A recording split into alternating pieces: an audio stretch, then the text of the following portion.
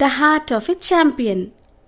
ఒక చిన్న గ్రామంలో అర్జున్ అనే యువకుడు వార్షిక రన్నింగ్ రేసులో గెలవాలని కలలు కన్నాడు.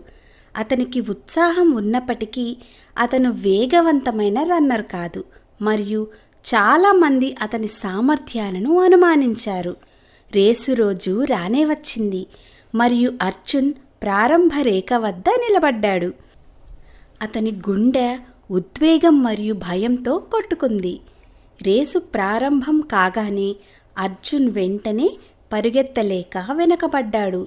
ఇతర పిల్లలు చాలా వేగంగా ముందుకు పరిగెత్తారు. వారి నవ్వులు అతని చెవులలో ప్రతిధ్వనిస్తాయి. కానీ అర్జున్ వదల్లేదు. అతను తన తాత చెప్పిన మాటలను గుర్తు చేసుకున్నాడు.